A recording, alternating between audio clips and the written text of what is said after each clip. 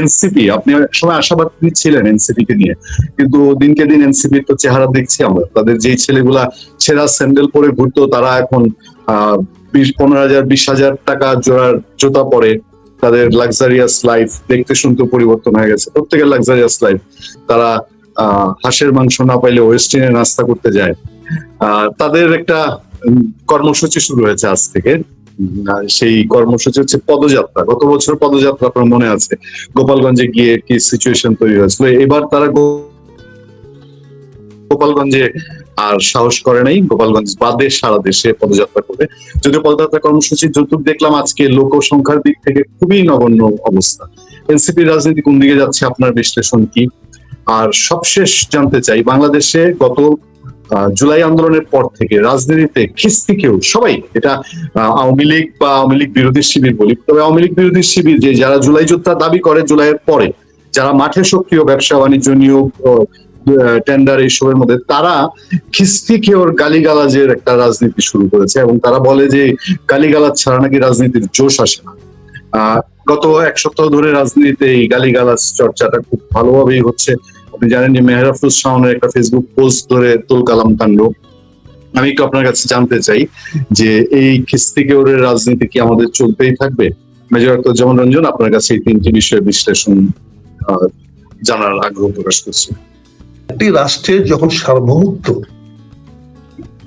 অনেকটা মানে কি বলে দোদুল্যমান থাকে, যখন এটা শক্তিশালী না হয়, ভিত শক্তিশালী না হয়, তখন এমন অনেক ঘটনায় ঘটতে পারে যা আমাদের কাছে কাঙ্ক্ষিত নয়, যা আমরা আশা করি না। কিন্তু যখন কেউ ক্ষমতাশালী, যখন কোনো আনএথিক্যালি ক্ষমতায় আসে, যখন ক্ষমতার প্রসেসটা যখন লিগালাইজ না হয় বা মানুষের কাছে গ্রহণযোগ্য পর্যায়ে না হয়, তখন যারা ক্ষমতায় আসীন হয় তারা তখন কোন দিকে যাবে, কি করলে ভালো হবে, কি করলে ভালো হবে না, সেই হিতাহিত জ্ঞান তারা হারিয়ে ফেলে। দেখেন, আমরা যে বাংলাদেশের রাজনীতির যে ক্রান্তিকাল শুরু হয়েছে 2014 সন থেকে, নির্বাচন বয়কটের মাধ্যমে এবং নির্বাচনটাকে সুষ্ঠুভাবে না করার কারণে দুইটি বৃহৎ রাজনৈতিক দল, দুইটি বৃহৎ রাজনৈতিক পক্ষই সরাসরি দায়ী। 2014 সনে যদি একটি নির্বাচন হতো, সুষ্ঠু না হোক, নির্বাচন যদি হইতো, সকল দল যদি অংশগ্রহণ করত, তাহলে ক্ষমতার একটা ভারসাম্যটা পরিবর্তন হইতো। একটা জিনিস মনে রাখবেন, আপনার যদি সম্পদ থাকে, বাইরে যদি ক্রেতা থাকে, তাহলে যত বেশি ক্রেতা বিক্রেতা তৎপর না হয়, তার চেয়ে অনেক বেশি তৎপর হয়ে যায় দালালরা। দালালরা কেউ আসতে আপনার সম্পত্তিটা বা আপনার এই জিনিসটা বিক্রি করায় দিব, একটা দালাল ব্রোকার্স আসে, আর একটা আসে যে বিক্রি করায় দিব, আর একটা কিনায় দিব, ক্রয় করায় দিব। এবং এই ব্রোকাররাই কিন্তু সারাদিন আপনাদের দুই পক্ষের বাড়ির সামনেই হাঁটা বসা চলাফেরা করবে। 2014 সনে নির্বাচন না করার কারণে যে অচলাবস্থা সৃষ্টি হয়েছে, রাজনীতি যে একটা মানে কি বলে যে জনগণের ইচ্ছার যে কোনো দাম নাই, এটা যখন হয়েছে, তার ধারাবাহিকতা কি দেখেছি আমরা? 18 দেখেছি, 24 দেখেছি। 24 নির্বাচনের পরে আমরা দেখেছি $29 মিলিয়ন আমেরিকার ইনভেস্ট করছে যে সরকার ক্ষমতায় আসছে তাকে সরিয়ে দেওয়ার জন্য। এখন এটা গবেষণার বিষয়, এই বিপ্লবটা সফল হয়েছে কি $29 মিলিয়ন ইনভেস্টের কারণে, নাকি জনগণের স্বতঃস্ফূর্ত অংশগ্রহণের মাধ্যমে?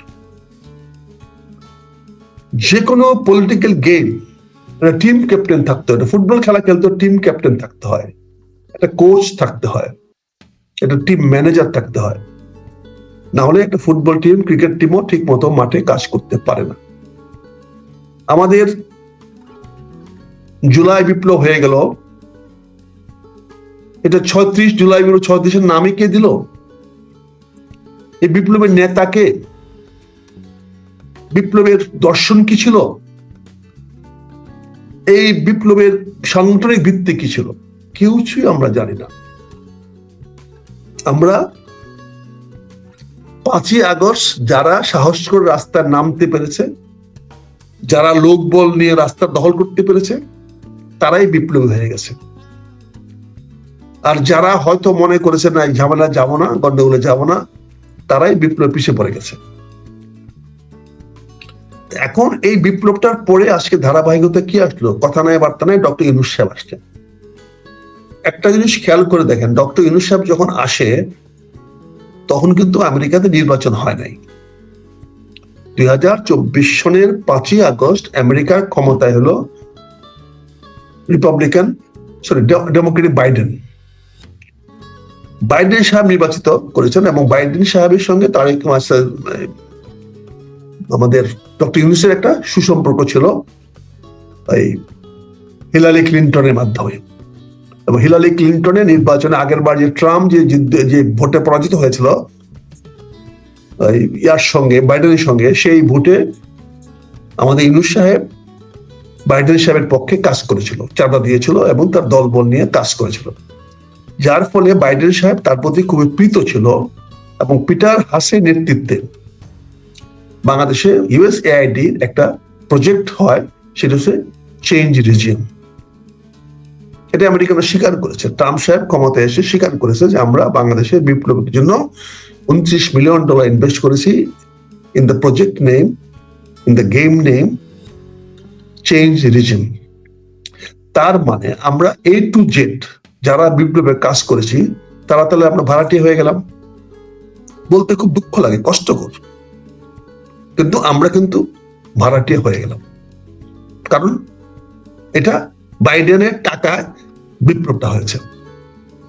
বাইডেন এখানে আমাদেরকে হায়ার করেছে, বিভিন্ন লোককে হায়ার করেছে, এনজিও হায়ার করেছে, বিভিন্ন দলকে হায়ার করেছে, বিভিন্ন দলের লোকদেরকে হায়ার করেছে, যাকে যেখানে পেরেছে হায়ার করেছে, আমলাদের করেছে, সেনাবাহিনী থেকে করেছে, অবসরপ্রাপ্তদের করেছে, বিভিন্ন জায়গা থেকে এই যে পিটার হার্সের নেতৃত্বে তারা এরকম একটা মানে পেইড বিপ্লব করানো হয়েছে। আমি সরি টু সে পেইড বিপ্লব, কারণ এটা প্রমাণ হয়ে গেছে যে যারা এই বিপ্লবের সঙ্গে ছিল তারাই কোনো না কোনো ভাবে টাকা পেয়েছে। এবং আমি দেখছি প্রতিবাদও করেছে। তৃতীয় মাত্র জিল্লুর রহমান সাহেব প্রতিবাদ করেছেন যেন আমি কিন্তু এটা টাকা নেই। কিন্তু উনি ভুলে গেছেন যে উনি যে এনজিওটা চালান, উনি যে একটা সেন্টার ফর পলিসি ডায়ালগ চালান, কি জানি চালান, এটা ফাইন্যান্সে কিন্তু আমেরিকান নেই, ঘোড়ায় গেলে কিন্তু একই। কিন্তু উনি বলছেন আমি এই ফান্ড থেকে নিই, অন্য ফান্ড থেকে নিয়েছেন, এটা প্রমাণিত হয়েছে। কাজেই আজকের এই পার্লামেন্ট, আজকের এই বাংলাদেশ, এটা তো লিজ দিয়ে আসছেন আমাদের যারা আমরা বিপ্লব করেছি তা আমেরিকার কাছে। এবং যার ফলে দেখেন ওই বিপ্লবীদের সঙ্গে কোন বিদেশি রাষ্ট্র কেউ যোগাযোগ করে নাই, চীন করে নাই, ভারত করে নাই, কেউ কিন্তু এই বিপ্লবী সরকারের সঙ্গে সম্পর্ক রাখতে চেষ্টা করে নাই, একমাত্র তুরস্ক ছাড়া। তুরস্ক পাকিস্তান আসছে, কিন্তু এখানেও তুরস্ক পাকিস্তান ক্ল্যাশ হয়ে গেছে। কারণ তুরস্ক চেয়েছে এখানে অস্ত্র ভান্ডার করবে, কারখানা তৈরি করবে, আর পাকিস্তান চেয়েছে তাদের অস্ত্র এখানে বিক্রি করবে।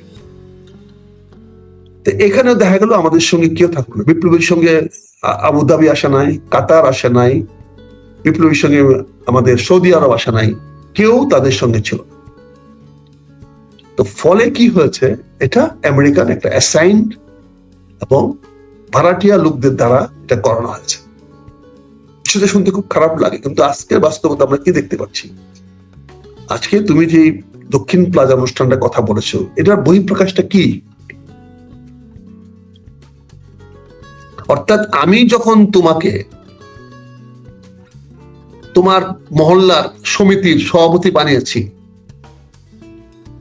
তাহলে তোমার বাড়ির সামনেই তো বড় করে ঘটা করে আমাকে স্বাগত জানাবে নাকি পুনিয়া? আমি যখন তোমার গ্রামের সমিতির সভাপতি তোমাকে বানিয়েছি, তখন তো তুমি তো তোমার বাড়ির বড় উঠানের সামনে আমাকে সম্বর্ধনা দিবে, এটা তো স্বাভাবিক।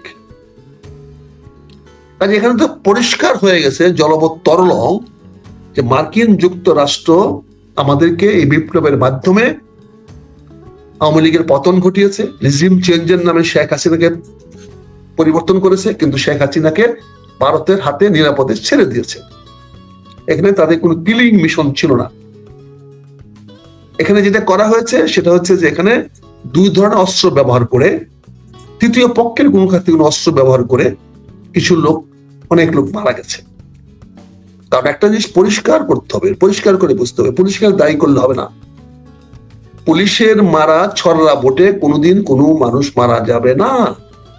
যদি মারা যাইতো তাহলে সাদেক হোসেন খোকা তাৎক্ষণিকভাবে মারা যেত। সাদেক হোসেন খোকার বুকে যতগুলা ওই তার যে স্পট ছিল, তার তো বাঁচার কথা না। ক্লোজ ডিসিশন থেকে সাদেক হোসেন খোকাকে ছড়া দিয়া মারা হয়েছিল।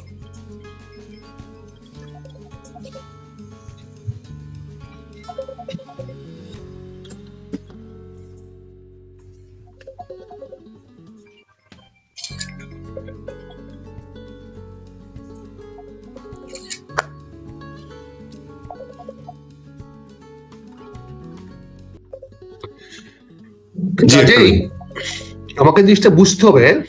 সরি, জি জি, এখানে তোমার যেটা বলছি বুঝতে হবে, এখানে ছড়া দিয়ে তো মানুষ মারা যায় না, কিন্তু আমরা ধরে নিয়েছি বিপ্লবী মানুষ মারা গেছে। আমি সেই নিয়ে আলোচনা করতে চাই না। এখন দেখা যাচ্ছে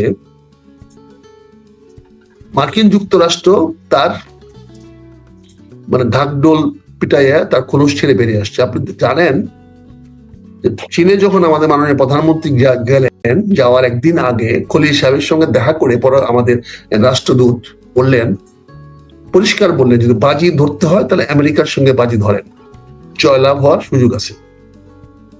তার মানে বলে দিল যে আমেরিকার বাজি না ধরলে আপনারা টিকতে পারবেন না। আমি তোমার টকশোতে বলেছিলাম বা তার জন্য বলছিলাম যে চীনে আসার পরে মাননীয় প্রধানমন্ত্রীর চলে যাওয়া উচিত ছিল ওয়াশিংটনে, ওখানে করলে এটা আরো বেশি মানানসই হতো আর সুন্দর হতো। যাই হোক, চীনের সফরের কাউন্টার হিসাবে এই সরকার যে চীনের দিকে হেলে যায় নাই, চীনের দিকে চলে যায় নাই, সেটা প্রমাণ করার জন্য অনুষ্ঠানটার প্রয়োজন ছিল। তাতে বাংলাদেশ সার্বভৌমত্ব কি হলো, জনগণ কিভাবে নিবে, জনগণের কি প্রতিক্রিয়া হবে, এটা দেখার বিষয় না। তারা আমেরিকাকে সন্তুষ্ট করতে পেরেছে এবং আমেরিকাকে দেখাতে পেরেছে আমি তোমার সঙ্গে আছি। আমি চীনে গেলে কি হবে দেখো, আমি তোমাকে আমার দক্ষিণ প্লাজা খুলে দিয়েছিলাম, দক্ষিণার জানালা খুলে দিয়েছিলাম, বাতাস আসো। আজ বাতাস তো খুলে দিয়েছে, দক্ষিণা বাতাসের জন্য খুলে দিয়েছে আমেরিকানদের জন্য। আমার দক্ষিণ প্লাজা বাংলাদেশের দক্ষিণ মুখ খুলে দেওয়া হয়েছে। অবদারিত আসো তুমি, কোনো আপত্তি নাই, এটাই প্রমাণিত হল। আর না হলে এখানে তো সুযোগটা কোথায়? আজকে এটা একটা ভালো ইন্ডিকেশন। এখানে এই অনুষ্ঠানের মাধ্যমে প্রমাণিত হলো যে একটা চ্যাপ্টার ক্লোজ হয়ে গেল। সেই চ্যাপ্টারটা হলো বিপ্লব। এখন থেকে দেখবেন, কাকতালীয় ভাবে দেখবেন, এখন থেকে বিপ্লবের কথা কম বলা হবে। এবং তুমি যে এনসিপির কথা বলা হয়েছ, এখন আস্তে আস্তে এনসিপি কে ওই নিবু বাতিটা আস্তে আস্তে নিবানোর চেষ্টা করা হবে। এখন এনসিপি আলাদা আলাদা অনুষ্ঠান করবে, সেই অনুষ্ঠানে কোন রাজনৈতিক দল অন্য রাজনৈতিক দল তাকে সমর্থন করবে না, বিএনপিও সমর্থন করবে না, অন্য রাজনৈতিক দল সমর্থন করবে কিনা আমি জানি না। তবে এনসিপির সঙ্গে হয়তো প্রকাশ্যভাবে এখন আর কেউ কোন বড় রাজনৈতিক দল যাবে না। তার মানে এনসিপি কে এখন তার নিজের স্ট্রেংথ দেখাতে হবে, নিজের শক্তি দেখাতে হবে। রাজনীতিতে মিছিল যত ছোট হয়, ক্ষমতা তত ক্ষীণ হয়। মিছিল যত বড় হয়, রাজনীতিতে ক্ষমতা তত বৃদ্ধি পায়। এনসিপির সামনে এখন ঝুঁকি রয়ে গেছে। এই যে পদযাত্রা শুরু করেছে, অত্যন্ত ঝুঁকি নিয়ে শুরু করেছে। এই পদযাত্রায় যদি মানুষ বাড়াতে না পারে, যুবক বাড়াতে না পারে, সংখ্যা বাড়াতে না পারে, তাহলে আস্তে আস্তে আস্তে আস্তে এটা সীমিত হয়ে যাবে। তবে আমি মনে করি ইয়াং জেনারেশন অনেক বেশি তেজদীপ্ত, তাদের মধ্যে যদি আবার নতুন চেতনা সৃষ্টি করা যায়, তাদের মধ্যে যদি প্রশ্ন উদয় করানো যায় যে দক্ষিণ প্লাজায় আমেরিকান পতাকা কেন, তাদের মধ্যে যদি এই বিষয়টা উদ্ঘাটিত হয়, তাদের মনে যদি আসে বাংলাদেশের সংসদের দক্ষিণ প্লাজায় কেন বিদেশি রাষ্ট্রীয় অনুষ্ঠান হবে, যেখানে আমার দেশে রাষ্ট্রীয় সবচেয়ে উচ্চ পর্যায়ের হয়। কালকে তো ক্যাবিনেট মিটিংও, তাহলে ক্যাবিনেট কেউ মিটিং করবে। সংসদ প্লাজা, দক্ষিণ প্লাজায় এখানে 2টি বড় অনুষ্ঠান হয়েছে, তার মধ্যে প্রমাণ করেছে রাষ্ট্রের কেন্দ্রবিন্দু এটা। এখানে জুলাই সনদ দস্তখত হয়েছে, এখানে এই বর্তমান সরকার শপথ নিয়েছে, এখানে আজকে আমেরিকানদের জাতীয় দিবস পালিত হয়েছে আমেরিকান পতাকা তুলে। তাহলে কি হবে? এবং সেখানে আমাদের সবাই ছিলাম, আমরা বলতে গেলে সবাই ছিলাম।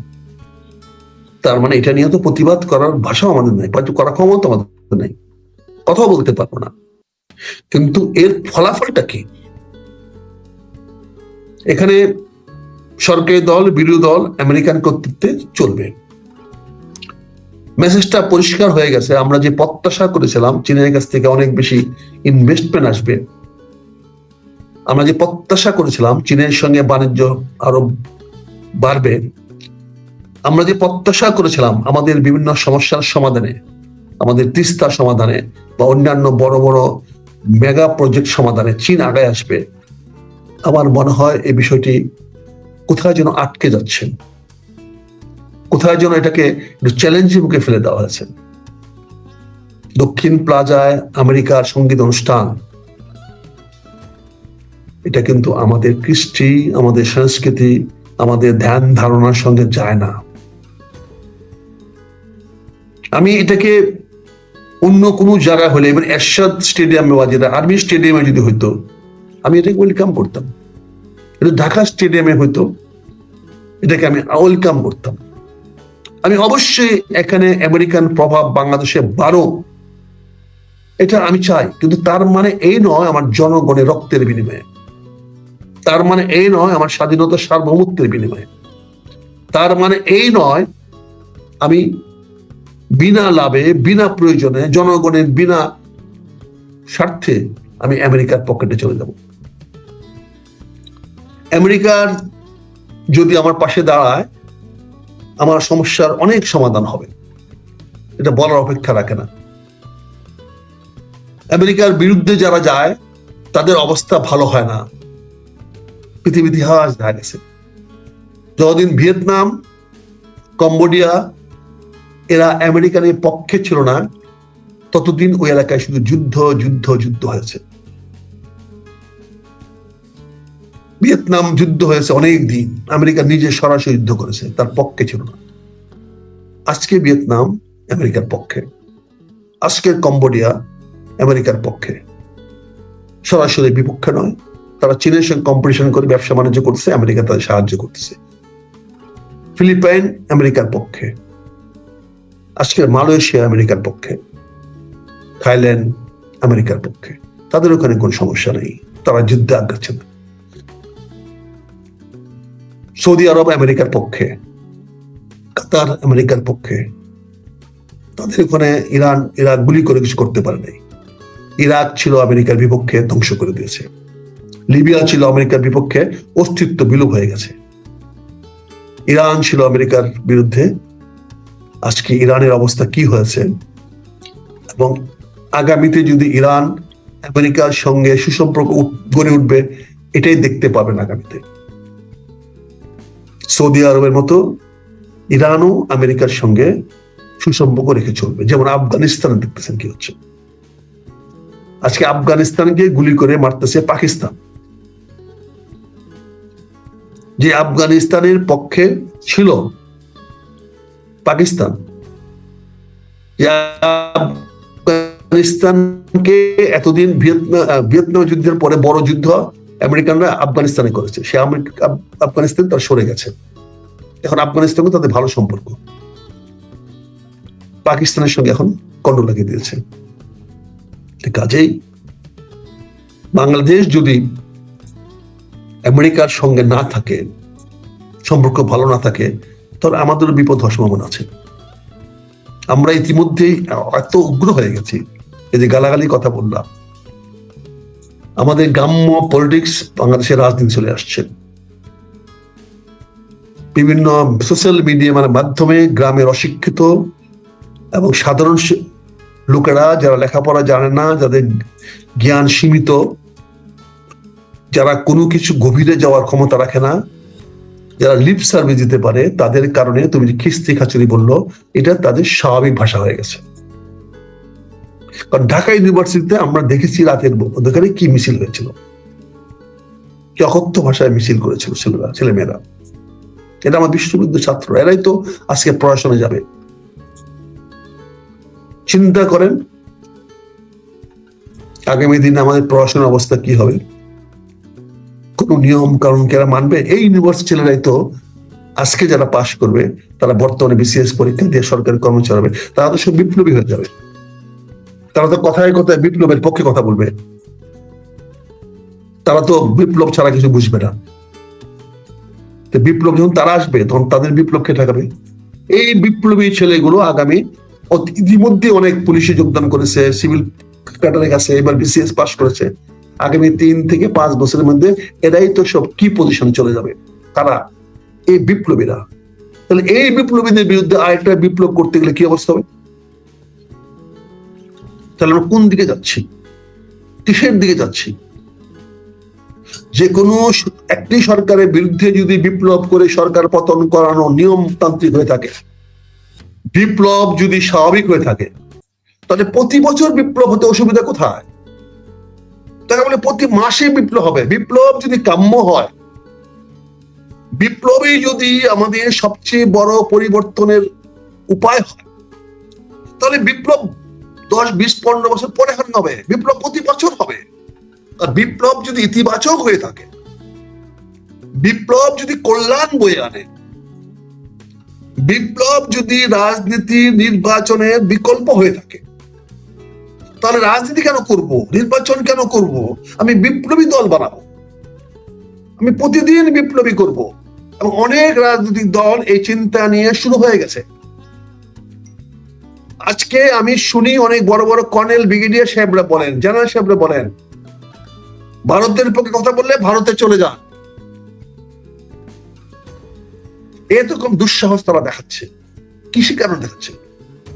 এটা কি তোমার বাপের দেশ? তুমি যেটা বললে কেউ অন্য দেশ পছন্দ করে ওই দেশে চলে যাবে? অথচ একবার চিন্তা করছেন এই কথা বলা অধিকার তার আছে কিনা? একবার চিন্তা করছেন তার সে ক্ষমতা আছে কিনা? একবার সে চিন্তা করছে না তারা কি নিয়ে খেলতে চেষ্টা করছে? প্রতিদিনই বিপ্লব করবেন? খালি আজাদ হিন্দ ফোর্স নাম দিলেই কি হিন্দুস্তান আজাদ হয়ে যাবে? সুভাষ বসু আজাদ করতে পারছিল? নাম তো আজাদ হিন্দ ফোর্স নাম ছিল। এখন অনেকে আজাদ নাম দিয়ে, ইনকালাব নাম দিয়ে দল করতেছেন। বিপ্লব করে ফেলেন আপনারা, সাথে নয় 3 জন, বাপ দেখান যেন আপনারা কি। ভাই আমরা এখন ঘরে বসে দেখছি, কিন্তু চুপ থাকছি না, চুপ করে শুনছি না। যে যেখানে আমাদের চোখে মনে হচ্ছে ভুল করতেছেন, সেটা বলার চেষ্টা করছি। অসন্তুষ্ট হতে পারেন আপনারা, কিন্তু বুঝতে হবে এই দেশটা আপনারা আনেনও নাই, দেশটা গঠনও করেন নাই। অনেক বড় বড় সরকারি কর্মচারীরা চাকরি থেকে গিয়ে এখন বড় বড় হিরো হয়ে গেছেন। আর চাকরি থাকলে তারা তখন ওখানে কিছু কথা বলতে পারেন। আজকে যারা অনেক কথা বলছে, কথা শুরু হয়ে গেছে, মানুষ কথা বলতেছে, এবং আমেরিকানদের এই অনুষ্ঠানের মাধ্যমে বাংলাদেশে মানুষের কথা বলার সুযোগ আরো বেড়ে গেল। কারণ যেহেতু আমার সরকার তার অবস্থান পরিষ্কার করে ফেলেছে, এই সরকার এই অনুষ্ঠানে যারা যারা অবস্থান, যারা যারা উপস্থিত ছিল, তাদের মাধ্যমে প্রমাণ হয়ে গেছে যে আমেরিকার পক্ষে লোক কারা বাংলাদেশে। এখন যদি আমেরিকানরা এখন বাংলাদেশে যে কোনো জিনিস করাতে পারে, তাই যদি পারে তা আমাদেরকে বাংলাদেশের মানুষের ভাগ্যটা পরিবর্তন করে দেব, এখানে ইনভেস্টমেন্ট করুক। এর অস্ত্রবাজি করে ইন্ডিয়ার সঙ্গে যুদ্ধ লাগাতে আমরা পারবো না। যারা বলে ইন্ডিয়া চলে যাও, তারা একবার ভাবে না যে আমি চলে যাবো কেন? ইন্ডিয়া যদি এসে বাংলাদেশে ইন্ডিয়া বানায় ফেলা, তুমি কি করবা? কি তোমার ক্ষমতা আছে?